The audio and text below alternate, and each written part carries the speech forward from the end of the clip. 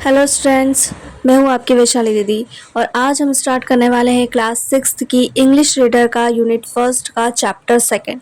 हमारे चैप्टर का नाम है the Ravan and the fox. तो चलिए बिना किसी देरी के हमारे चैप्टर की रीडिंग को स्टार्ट करते हैं। Mister Raven was perched upon a limb and Reynard the fox looked up at him, for the raven held in his great big beak a morsel the fox would go for to seek.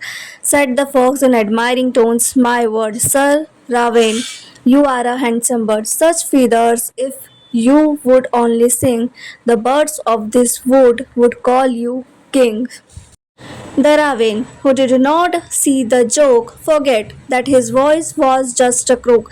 He opened his beak in his foolish pride, and down fell the morsel the fox had eyed. "Ha ha!" laughed the fox, "and now you know. Ignore sweet words that make you glow. Pride, my friend, is rather unwise. I am sure this teaching is quite a surprise." यहाँ पर हमारे lesson की reading ख़त्म होती है और अब हम इसका हिंदी का एक्सप्लेनेशन स्टार्ट करेंगे। तो चलिए बिना किसी देरी के शुरू करते हैं।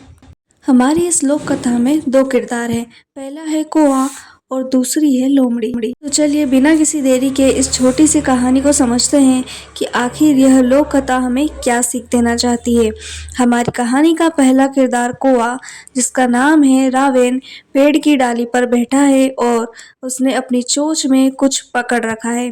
इसी के साथ हमारी कहानी का दूसरा किरदार लोमड़ी, जिसका नाम है रेनाड, वो भी आ जाता है।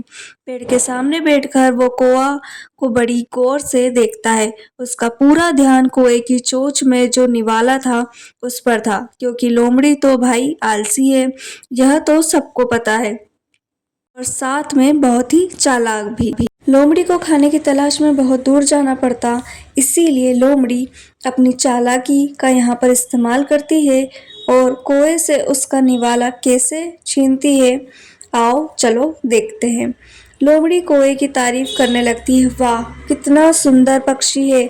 लोमड़ी कौए से कहती है कि तुम एक बहुत ही सुंदर पक्षी हो। वाह, इतने सुंदर पंख, बस अगर तुम गाते तो इस जंगल के पक्षी तुम्हें राजा कहते। हमारा जो कौआ है वो समझ नहीं पाया कि चालाक लोमड़ी उसे बेवकूफ़ बना रही है, क्योंकि कौए की आवाज़ कर्कश होती है, वो कभी गा नहीं सकता। ये बात कौआ भूल गया और उसने अपने घमंड में अपनी चोंच खोली और जो निवाला कौए ने पकड़ रखा था वो लोमड़ी के हाथ लग गया, जिस पर लोमड़ी की नज़र थी। लोमड़ी जोर जोर से कौए की बेवकूफ़ी पर हंसती है। इसलिए कहते हैं, कोई अगर ज़्यादा मीठे शब्दों का इस्तेमाल करे तो उसे नज़रअंदाज कर देना चाहिए। मीठे शब्द बोलने वाले आपके लिए कभी अच्छा नहीं सोच सकते। मीठे शब्द बोलने वालों से सावधान रहना ज़रूरी है। तो स्टूडेंट्स, सेकंड चैप्टर का एक्सप्लेनेशन यहीं पर एंड होता है। मिलते हैं नेक्स्ट वीडियो में।